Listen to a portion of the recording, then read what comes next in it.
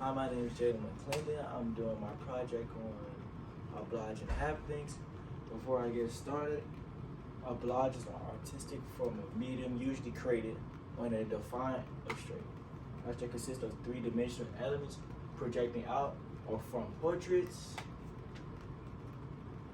Happenings is a performance event or situation art, usually as performer art, which that we call on these days.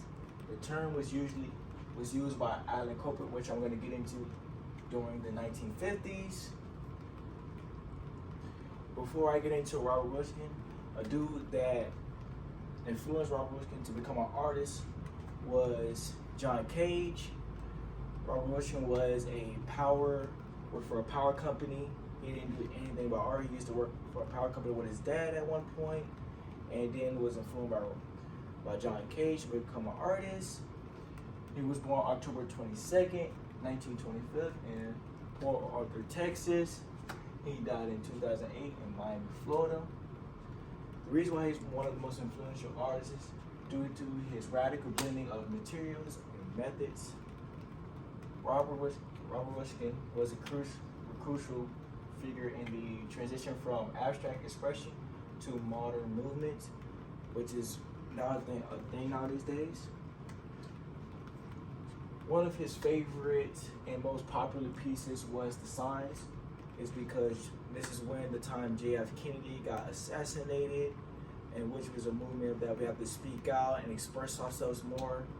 And another time is when it's during 1969 is when we went to space. And that was the first time we ever been to space. We was in the race with Ruskin, and that just showed a lot of power that United States can compete during the time. Also, wanted me to Oblige and Happenings also started in the United States during the time. That's where it originated from. It just continued all over the world.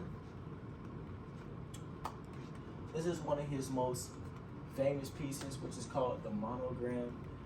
The reason why it's his most famous piece is because it has no meaning to it. Robert wanted to give everybody the chance to get the meaning of whatever it means to them.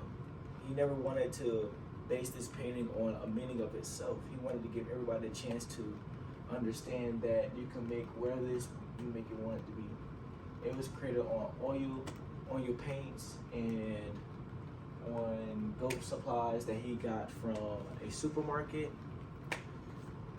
I want to go on to one of his most known pieces that everybody knows was the cane. It was a 1959 oil pencil metal program fabric piece. The reason why this is one of his most known pieces because it coaches around what is us today, what's going on today. It's bringing the nature and human-made objects together as one. It's also created on an oil background, which Robert is usually good for. It's oil backgrounds protruding out of objects like the bald eagle that you see on top of a mailbox. It just shows a lot of meaning to it, and that's what it is. The dude that I told you I was talking about was Alan Cooper. He was born in August 23rd, 1927 in New Jersey. He died April 5th, 2006 in California. The reason why he's one of the most main piece of this because he's the one who started the happenings of Oblige and Happenings, because he gave people the reason why to express themselves, to build more objects around you. He explained that we don't have to use paint to express ourselves. We can use daily life objects around us, from pencil to garbage cans to anything possible to create art, and it don't have to have no meaning to it. One of his famous pieces, what we really can't know today, is because it's the Happening Mills Hotel monument. I don't know if it's still around these days, but it's not around anymore.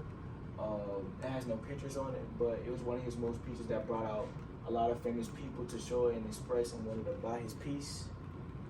And that's all I gotta say.